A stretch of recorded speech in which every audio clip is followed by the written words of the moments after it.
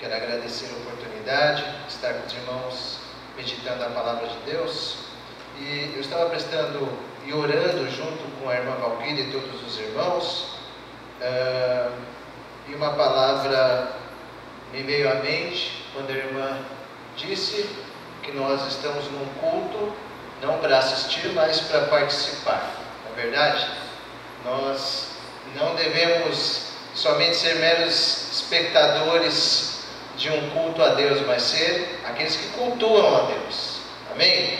Nós saímos de casa para isso, não para um simples cerimonial, né? Nós saímos de casa para prestar reverência, adoração e louvor ao nosso Senhor Jesus Cristo, ao nosso Deus. E com base nisso eu quero fazer algo não tão usual assim. Vou pedir para que vocês abram suas Bíblias lá na carta de Paulo, primeira carta de Paulo aos Coríntios, 1 Coríntios 12, nós vamos ler do verso 12 até o 31, e eu gostaria que um irmão que não fosse oficial da igreja viesse ler o texto aqui na frente. Queria que esse irmão se habilitasse, esse irmão ou irmã se habilitasse a ler o texto aqui. Quem se habilita? Pode vir, meu querido, pode vir. Eu não sei o seu nome, me perdoa. Vitor, pode vir, sobe aqui. Nós vamos ler o texto da palavra de Deus, 1 Coríntios, a partir do capítulo 12, a partir do 12 até o 31. Minha versão, isso, daqui até aqui. A minha versão é a nova tradução na linguagem de hoje. Vocês acompanhem o Vitor lendo a palavra de Deus agora. Boa noite, igreja. Um corpo de muitas partes, tá certo, pastor? 12. Cristo é como um corpo, o qual tem muitas partes, e todas as partes, mesmo sendo muitas, formam um só corpo. Assim, também todos nós, judeus e não judeus, escravos e livres, fomos batizados pelo mesmo Espírito para formar um só corpo. E a todos nós foi dado de beber do mesmo Espírito. 14. Pois o corpo não é feito de uma só parte, mas de muitas. Se o pé disser, já que não sou mão, não sou do corpo, nem por isso deixa de ser do corpo. Se o ouvido disser, já que não sou olho, não sou do corpo, nem por isso deixa de ser do corpo. Se o corpo todo fosse olho, como poderíamos ouvir? E se o corpo todo fosse ouvido, como poderíamos cheirar? Assim, Deus colocou cada parte diferente do corpo conforme Ele quis. Se o corpo todo fosse uma parte só, não existiria corpo. De fato, existem muitas partes, mas um só corpo. Portanto, o olho não pode dizer para a mão, eu não preciso de você. E a cabeça não pode dizer para os pés, não preciso de vocês. O fato é que as partes do corpo que parecem ser as mais fracas são as mais necessárias. E aquelas que achamos menos honrosas são as que tratamos com mais honra. E as partes que parecem ser feias recebem um cuidado especial, que as outras mais bonitas não precisam. Foi assim que Deus fez o corpo, dando mais honra às partes menos honrosas. Desse modo, não existe divisão no corpo, mas todas as suas partes têm o mesmo interesse umas pelas outras. Se uma parte do corpo sofre, todas as outras sofrem com ela. Se uma é elogiada, todas as outras se alegram com ela. Pois bem, vocês são o corpo de Cristo, e cada um é uma parte desse corpo. Na igreja, Deus pôs tudo no lugar certo. Em primeiro lugar, os apóstolos, em segundo os profetas, e em terceiro os mestres. Em seguida, pôs os que fazem milagres, depois os que têm o dom de curar ou ajudar, ou de liderar, ou de falar em línguas estranhas. Nem todos são apóstolos, ou profetas, ou mestres. Nem todos têm o dom de fazer milagres, nem de curar doenças, nem de falar em línguas estranhas, nem de explicar o que essas línguas querem dizer. Por isso, se esforçam para ter os melhores dons. Porém, eu vou mostrar a vocês o caminho que é o melhor de todos. Amém. Obrigado. Obrigado, igreja. Obrigado, Vitor. Deus abençoe a leitura da sua palavra. Vamos orar, irmãos. Obrigado, Senhor, porque Tu és o Deus das nossas vidas, um Deus que não faz distinção de nenhuma parte do corpo que o Senhor escolheu. Não somos nós que escolhemos as partes do corpo, é o Senhor quem escolhe. Então prepara-nos para ouvir a Tua palavra, Senhor, em nome de Jesus. Amém. Amém. Igreja é o corpo de Cristo. E um detalhe interessante é que quando você fala em igreja, você pensa em instituição. E segundo a última edição da Enciclopédia Cristã Mundial, existem cerca de 33.820 denominações cristãs no mundo. Então, num rol de quase 34 mil denominações cristãs, vocês escolheram uma igreja batista para estar aqui essa noite, ou alguns para serem membros, para frequentarem. E nós, a Igreja Batista, mais especificamente a Igreja Batista em Vila Pompeia, faz parte desse quadro, né? Existem outras tradições cristãs, os metodistas, os católicos, romanos, ortodoxos, os luteranos, enfim, uma infinidade de tradições, denominações. A cada ano no Brasil, mais de 10 mil novas igrejas são fundadas, né? Não vou criticar ou elogiar, isso é fato. E por aí vai. Muita gente hoje em dia questiona o motivo de tanta igreja, ou o motivo de tantas denominações. Muita gente questiona o motivo de se filiar a uma igreja, de ser membro, de participar de uma instituição religiosa cristã, falando mais especificamente no nosso universo. O espírito da época de hoje, que a sociologia chama de Zeitgeist, que é o espírito da época, que é a cultura do mundo, questiona o fato de você pertencer a uma igreja. Esse espírito da época questiona a tradição religiosa, quando essa tradição orienta uma suposta moralidade, supostas orientações. Esse espírito do mundo, o espírito da época, questiona os preceitos morais e religiosos que a instituição chamada igreja propaga. Porque, segundo o espírito da época e o espírito do mundo, o que vale é cada cabeça uma sentença. Há um tempo atrás eu estava no almoço com alguns amigos e estávamos discutindo sobre um famoso pastor, televangelista, que foi pego com a boca na botija, um certo escândalo, depende do ponto de vista. E um desses meus amigos disse de uma maneira até exaltada que não faz parte de igreja, não vê validade em fazer parte de igreja e não vai criar a sua família, os seus filhos, com conceitos religiosos cristãos. Ele não vê propósito em frequentar uma comunidade cristã. Mas com base nessa orientação desse meu amigo, que eu já ouvi outras vezes de outras pessoas, eu sempre questionei o que é uma igreja, para que serve uma igreja, qual é a finalidade de uma igreja, por que eu vou na igreja. Muita gente vai na igreja por costume, por tradição familiar.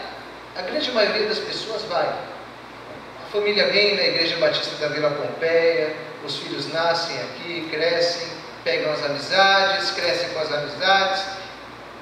Não só aqui, mas em qualquer outro lugar é assim. E aí cria aquele costume, aquele ambiente familiar, às vezes até um certo comodismo. E a pessoa de fora não entende isso, e os de dentro também não entendem a cabeça dos de fora. Porque para quem está aqui dentro faz todo sentido. Para muitos que estão lá fora não faz sentido, principalmente por causa do espírito da época. Eu acho interessante que o filósofo Descartes chama de ideia clara e distinta para qualquer coisa que você questiona. E nós estamos falando de igreja. O que é uma ideia clara e distinta? Qual é a diferença? Aquilo que não é claro e distinto, a gente toma aquilo como verdadeiro ou a gente duvida? A igreja, para mim, é uma ideia muito clara e ao mesmo tempo ela é distinta. Por quê? A igreja, para os que estão de fora, é realmente o corpo de Cristo? Ou é só um meio de controle do povo? Ou é só um meio de trazer dinheiro para os seus líderes? O espírito da época diz isso, que a igreja é um meio de controle do povo, que a igreja é um meio de enriquecimento lícito, entre aspas, ou para alguns ilícito. Mas para nós que estamos aqui faz todo sentido. Para nós a igreja é o corpo de Cristo, a igreja é a comunidade dos cristãos, a igreja é família. Então, para essas pessoas que estão de fora, pensam, toda a igreja é assim, é um amontoado de gente, controlada, massa de manobra, alguns cheios de máscaras, que vivem algo dentro da igreja, e fora da igreja vivem de outra maneira.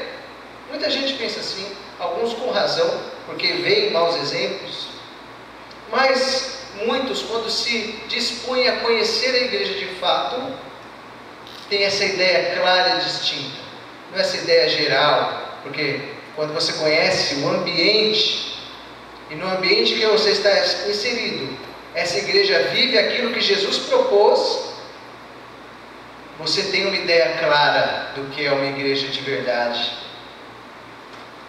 A Igreja Batista em Vila Pompeia, por exemplo, é um lugar de inclusão, é um lugar onde o povo é bem recebido, é um lugar de amor comunitário, onde a palavra de Deus é pregada, onde as pessoas amam de verdade, elas se importam umas com as outras.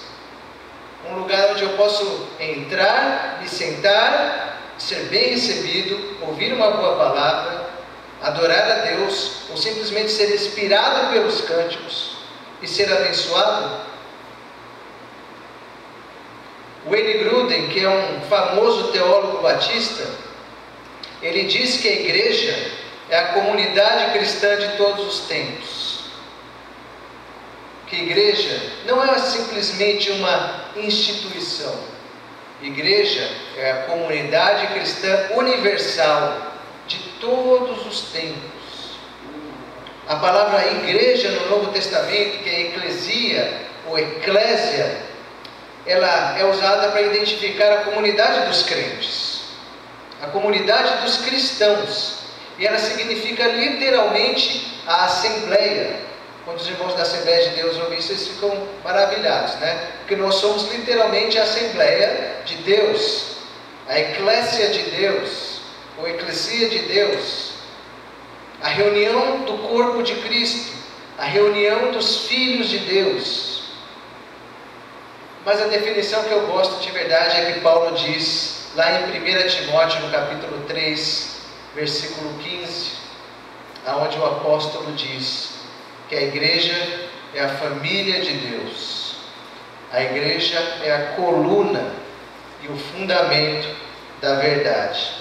E com base nessa ideia de igreja como família, de igreja como corpo, segundo o apóstolo Paulo diz na primeira carta aos Coríntios, no capítulo 12, que o Vitor leu, que eu quero pensar rapidamente com vocês sobre o que significa ser igreja. Será que a igreja é ultrapassada, ela é obsoleta, a igreja é retrógrada? Ou a igreja é uma comunidade dinâmica, que inspira as pessoas, que inspira o bairro aonde ela está inserida, que chama as pessoas que estão de fora para dentro? Se você questiona, por que eu sou um membro dessa igreja? Por que eu venho aqui todo domingo? Para que eu venho aqui todo domingo? Eu quero pensar rapidamente com você sobre 3 razões por que a gente está aqui dentro. E a primeira razão é porque, se eu estou unido a Cristo, eu faço parte do corpo de Cristo. Muita gente diz que está unido a Cristo. Muita gente que não participa de igreja nenhuma diz que ama Jesus, que está unido com Cristo. Mas a ideia bíblica é: se você está unido a Cristo, você faz parte do corpo de Cristo.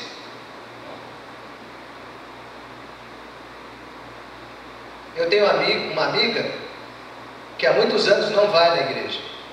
Nós frequentávamos a mesma igreja, participávamos ativamente dos ministérios, e por algumas decepções que ela sofreu, ela decidiu não ir mais para a igreja. Ela tem todo o direito de fazer isso, e fez, e cumpriu. Tinha decidido à época somente em ocasiões especiais, nos cerimoniais de ceia, junto com a sua família. Hoje em dia ela não sente mais necessidade, não vai, e a vida é totalmente à parte da igreja ou da religião. Ela tinha decidido desenvolver a sua espiritualidade sozinha, e hoje a igreja já não é mais importante para ela, ela já não vê sentido, ela abriu mão abertamente dessa questão. Ela decidiu não participar, por causa de problemas.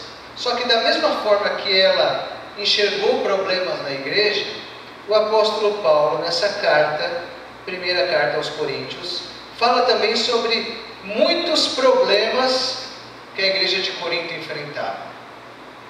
Os irmãos dessa igreja escreveram os problemas para o apóstolo, mandaram, e o apóstolo começou a responder um a um os problemas que eles enfrentavam. Não eram poucos: desvios morais, facções, contendas, brigas, tudo dentro da igreja. Todos os problemas enfrentados dentro da igreja. Então a Bíblia retrata problemas entre irmãos e problemas dentro da comunidade. A Bíblia não se importa, não tem interesse nenhum em esconder isso, porque faz parte de uma comunidade de pessoas de carne e osso que terem problemas. E Paulo começa a cuidar, como o pastor que ele era, desses problemas. Toda a carta de Coríntios, aos Coríntios, melhor dizendo, é uma resposta a esses problemas. Paulo tenta, juntamente com os irmãos, solucionar esses problemas, e nesse trecho que a gente leu, ele oferece uma metáfora. A igreja é como um corpo, e Cristo é o cabeça, e nós somos os demais membros. E cada membro, segundo o que o Vitor leu, tem uma função. Cada um de vocês que estão sentados nesses bancos, tem uma função dentro do corpo de Cristo. Alguns não querem assumir função nenhuma, mas têm uma função. Foram chamados para fazer algo. Deus deseja que façam algo. Paulo disse que da mesma maneira que o corpo, ele une a pluralidade dos membros, e um corpo é dinâmico, Cristo, que é o cabeça da igreja, ele é o princípio unificador de toda a igreja. Ele é a cabeça, é aquele que direciona, que dá o sentido, que mostra a direção. Cristo, como cabeça da igreja, mostra a direção que devemos seguir. Por isso, se você está em Cristo, e essa é uma ideia recorrente em muitos textos de Paulo, o estar em Cristo, É estranho a tradição bíblica, é estranho a ideia do apóstolo Paulo, a ideia da Bíblia Sagrada, a ideia da cristandade, você estar fora, afastado de uma igreja, à parte de uma igreja. Paulo diz que nós que estamos em Cristo devemos andar unidos. Se você, meu irmão, minha irmã que está em Cristo, o irmão que está sentado ao seu lado está em Cristo, vocês estão unidos. Não importa a divergência que vocês tenham, vocês estão unidos em Cristo. Da mesma forma, outros irmãos de outras vertentes do cristianismo que estão em Cristo também estão unidos conosco. Eu creio piamente nisso. Quem está em Cristo está unido comigo. E nós fazemos parte do mesmo corpo. O que me une à igreja não é a placa da minha igreja, não é a minha denominação. O que me une à igreja, ao cabeça, é o sangue de Cristo. É o amor que eu tenho por Jesus. E é o amor que eu tenho pela igreja também. Não importa a tradição, ou a vertente, ou a placa. Então, como eu falei, é estranho se você diz que está em Cristo, estará parte desse corpo.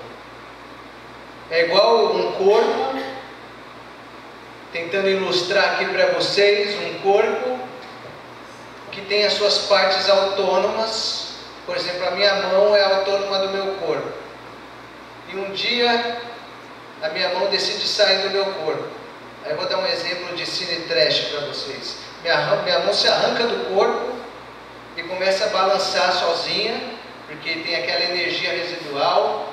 E aí a mão diz para mim: olha, eu estou legal, eu estou bem. Só que a minha cabeça, ela entende, uma hora ela vai parar. Aquela energia residual, ela vai acabar. E a mão pensa que está legal. E ela vai se balançando: eu sou independente, eu estou bem, eu caminho com as minhas próprias pernas, eu não preciso de você cabeça, eu não preciso de você corpo, eu sou uma mão muito bem intencionada e vou tocar a minha vida sozinha. E a mão começa a andar e de repente ela para, né, gente? A mão não suporta viver fora do corpo, porque não existe vida para a mão fora do corpo.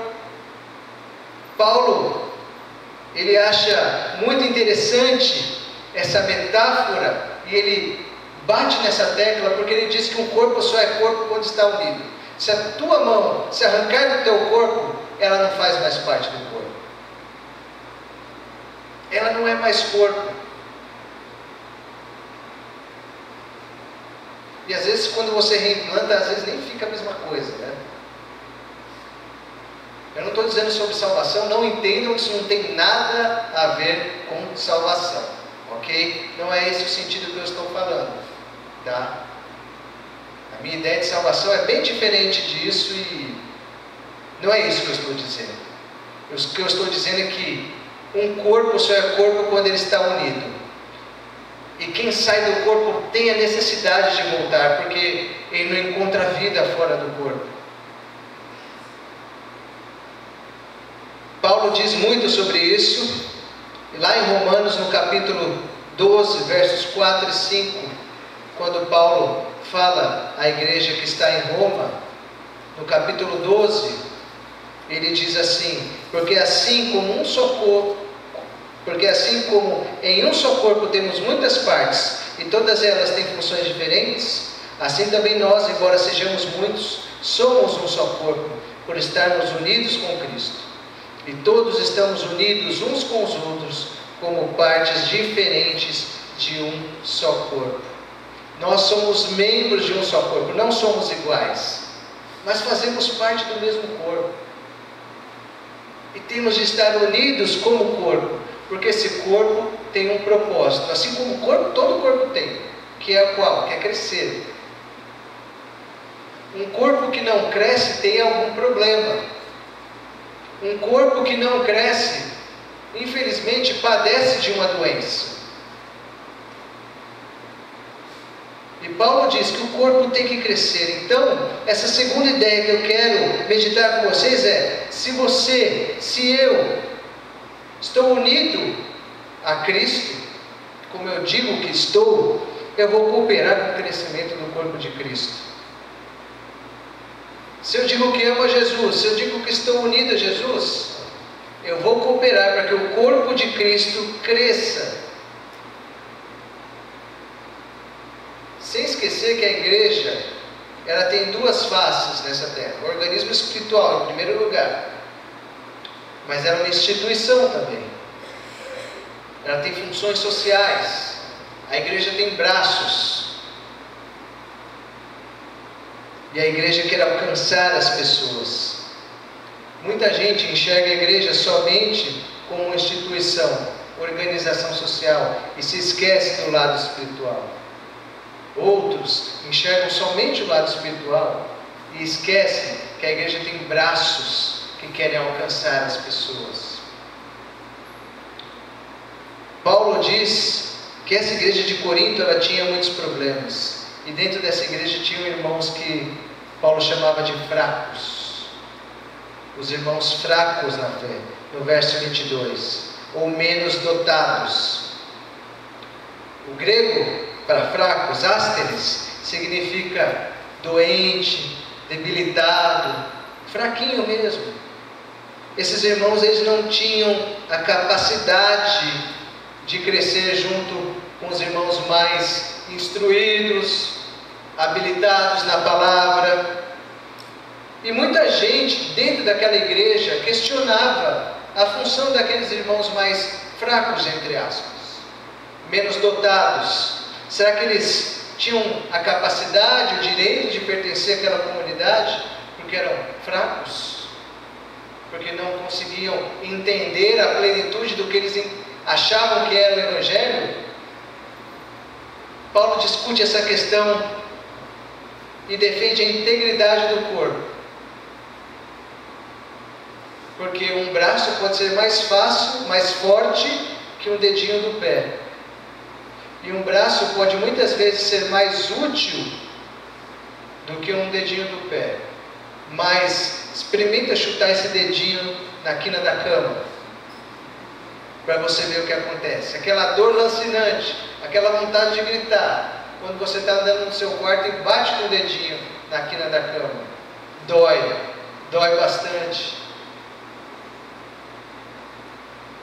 Paulo defende a integridade do corpo e diz que todos são úteis, todos são importantes, sem exceção. Ninguém é deixado à parte no corpo. Mesmo se aparentemente ele for fraco, ele tem a sua utilidade, ele pode ser uma bênção. O verso 21 desse texto, de 1 Coríntios 12, quando Paulo diz: o olho não pode dizer para a mão, eu não preciso de você. E a cabeça não pode dizer para os pés, não preciso de você. Para aquela igreja isso era um absurdo. Aqueles irmãos fracos estarem lá impedindo o bom desenvolvimento da igreja, atrapalhando o ambiente, travando o crescimento. Mas Paulo diz que eles são o corpo, porque a igreja não é um lugar onde está tomado por uma multidão sem rosto, onde as pessoas entram como anônimos e saem como desconhecidos.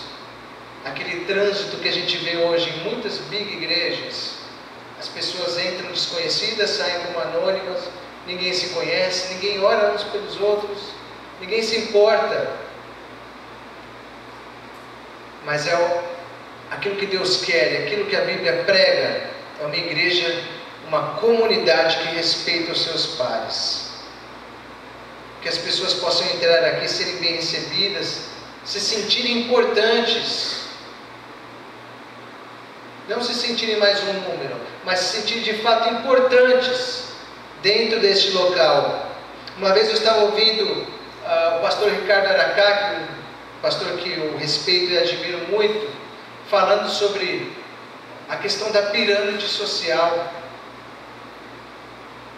Na nossa sociedade, a base, que são os mais pobres ou os menos capacitados, ou como o texto diz, os fracos, eles sustentam toda a pirâmide e fazem os mais capacitados prosperarem. As massas que são dominadas fazem os mais privilegiados enriquecerem. Os mais privilegiados comandam e a base obedece. No modelo do cristianismo é diferente. E Paulo ensina isso, que aqueles que são mais instruídos é que têm a obrigação de sustentar essa pirâmide. Essa pirâmide é invertida. Quanto mais instrução, mais capacidade e mais abençoado você é espiritualmente, maior a sua responsabilidade para com a comunidade, para com essa igreja. Você tem que segurar nos seus ombros a barra de muitos, porque o cristianismo é assim. Os fortes, eles carregam os mais fracos. Não são os mais fracos que carregam os fortes. A ideia do reino de Deus é totalmente diferente da ideia do mundo, do espírito da época. Aqui a coisa é invertida, meus irmãos. É por isso que Paulo, ele desafia os coríntios a crescerem como um corpo, para que eles possam entender essa dinâmica, para que a igreja possa, enfim, entender o seu sentido de ser igreja, de funcionar como igreja. E é por isso que esse texto nos traz à tona a necessidade de uma comunidade dinâmica, eficaz, que faça a diferença, que abraça os fracos e os excluídos. É isso que Jesus quer de nós. Até porque, se fosse assim, a gente poderia chamar a igreja de clube. A gente chama a igreja de clube. A gente chama a igreja de o local aonde eu venho, encontro os meus amigos, onde a minha família frequenta, aqueles que têm o mesmo nível social que eu frequentam, que têm os mesmos conceitos morais, as mesmas opiniões políticas que eu, me sinto confortável nesse ambiente. E aí eu não preciso que mude, eu não preciso que cresça, não está bom assim para mim. Continua assim. Aí eu mudo para a Associação dos Amigos do Bairro, melhor do que chamar de igreja. A gente muda o nome para Associação dos Amigos do Bairro. Eu acho que fica mais interessante. Mas Paulo nos chama, e Jesus nos chama, a de fato, a sermos igreja, a abraçarmos a missão que Jesus nos deu lá no capítulo 1 de Atos: ide por todo mundo, pregai o evangelho a toda criatura. Mas começa aqui do lado, começa pelas vizinhanças, começa pelas comunidades carentes, começa por mim, pela minha família, e a gente vai caminhando juntos. Nós cantamos um corpo bem ajustado, totalmente ligado, unido, vivendo em amor, uma família. Eu gosto muito desse hino, gosto muito dessa música. Mas nós precisamos viver essa música, um corpo que se importa em permanecer unido, ligado, vivendo em amor. Em último lugar, se você está unido com Cristo, você se compromete com a qualidade de vida do corpo de Cristo.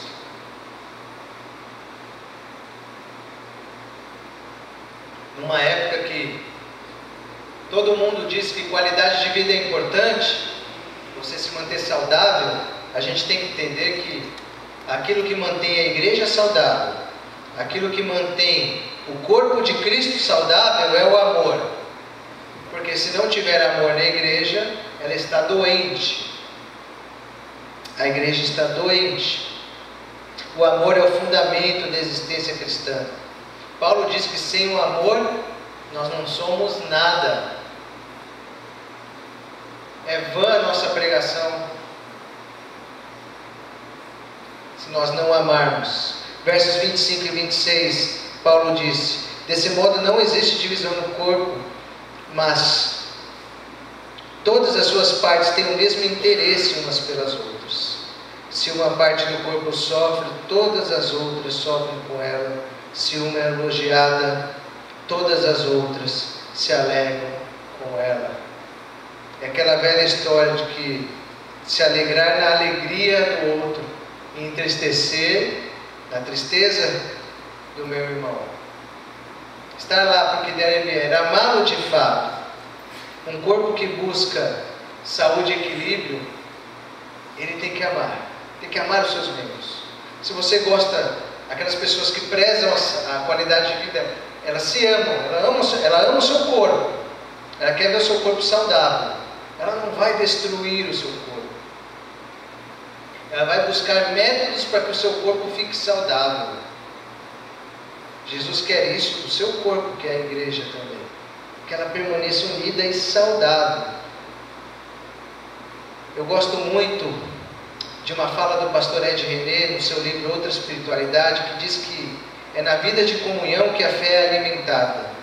Ela é alimentada pelo constante encorajamento mútuo, pelo suporte aos fracos, pelo consolo aos que estão desanimados, pela resposta aos questionadores e pelas oportunidades aos que caíram. A igreja, o corpo de Cristo, é uma organização ímpar, porque é o único lugar em que o rico tem de servir ao pobre, pelo menos na teoria tem que ser assim. É o lugar em que há fraternidade, não há divisões políticas, coxinhas e mortadelas se mantêm unidos. Ninguém se importa com a política a ponto de dividir uma igreja. Para a igreja isso não é importante, porque existe o amor. O reino de Deus vem em primeiro lugar. O amor vem em primeiro lugar. E o padrão bíblico, que é o amor, tem de acontecer dentro da igreja. Ele tem que acontecer, para que seja a igreja na sua plenitude, para que essa igreja seja feliz. Porque se eu ver o meu irmão feliz, eu tenho que me alegrar. Se eu não me alegrar, eu vou sentir o quê? Inveja. Aquela inveja terrível e diabólica, de ficar triste com a alegria do irmão. Isso é terrível. Eu não consigo conceber uma coisa dessa, né? Um irmão feliz porque está se dando bem no emprego, que ele não conta a vantagem, mas ele quer contar as bênçãos, né? Ele conta as bênçãos, conta quantas são, né? Porque ele recebeu da divina mão, e eu vou me alegrar com isso. Eu não vou ficar triste, eu não vou virar a cara. Seria uma inveja diabólica isso, não? A igreja é para isso também, para a gente se alegrar com alegria. E quando alguém está padecendo, eu vou lá e abraço. Quando alguém está sofrendo, eu vou lá e choro com essa pessoa. Eu dou uma força para ela. Se for necessário, eu abro mão dos meus recursos por ela. Por ela. Eu fico impressionado. Um dia desses, lá no trabalho, um amigo meu convocou uma ação para ajudar um outro amigo que foi despedido, um ex-funcionário, que não arrumava mais emprego. Ninguém era da igreja ali, viu? E levantaram um fundo para esse rapaz. Fizeram compras de supermercado, ele e a esposa estavam desempregados, a crise pegou feio os dois. E esse amigo meu levantou fundos, foi atrás, abençoou a vida dessa pessoa. Isso é coisa de Deus. Isso é coisa de Deus. E muitas vezes a gente não consegue fazer isso, porque a gente se importa mais conosco. Sendo que o apóstolo Paulo fala para suportar os mais fracos, ajudar aos mais fracos. Karl Barth diz que a igreja não é o objeto da fé, porque a gente não crê na igreja. Mas nós cremos que dentro da igreja a obra do Espírito Santo se torna um evento. Dentro da igreja a palavra de Deus é proclamada E dentro da igreja, o companheirismo da oração acontece. Essa dinâmica espiritual dentro da igreja. Para quem vive esse ambiente, ou viveu, sabe que isso é verdade. Que faz toda a diferença. Quando você entra naquela igreja e é suportado, assistido, não importa qual a necessidade. A fé, ela é fortalecida. E Jesus se alegra com isso. Jesus se alegra com isso. No Novo Testamento, as expressões uns com os outros, principalmente Paulo diz isso, e entre si, são repetidas mais de 50 vezes. Então Deus sempre recomenda para a sua igreja: amem-se uns aos outros, orem uns pelos outros, exortem uns aos outros, ensinem uns aos outros. É tudo comunitário aqui dentro, não é nada individual. A única coisa individual aqui é a salvação, né? O resto é comunitário. Essa é a dinâmica do reino de Deus. Parafraseando o Chico Buarque, né? Paulo diz: mirem-se no exemplo dos irmãos da Macedônia. Quando Paulo diz que os irmãos da Macedônia assistiram a ele, apóstolo Paulo e outros irmãos, de uma maneira impressionante. E Paulo exalta esse exemplo dos irmãos da Macedônia, lá em 2 Coríntios, no capítulo 8. Aqueles irmãos, sem alarde nenhum, foram lá e assistiram o apóstolo, assistiram aos missionários, ajudaram a obra de Deus. E Paulo sentiu esse amor de fato. Esse é o amor que a gente tem que ter. E eu creio que a igreja serve para isso, para amar. Nessa terra não existe um organismo igual à igreja. Não existe. Se de fato essa igreja ama e quer abraçar o mundo por causa do amor de Jesus, ninguém segura a ação da igreja nessa terra, porque ela está agindo através de Cristo, através daquele que morreu e ressuscitou, através do amor de Deus. E é nesse amor de Deus que eu vou caminhar dentro dessa igreja, que eu vou participar desse corpo. Amém, meus irmãos? Que possamos ser assim, em nome de Jesus. Eu quero te desafiar, nesse ano de 2017, a participar efetivamente desse corpo. De verdade. Não com formalismos, cerimonialismos, mas de coração. De coração. Que possamos participar do corpo de Cristo em espírito e em verdade.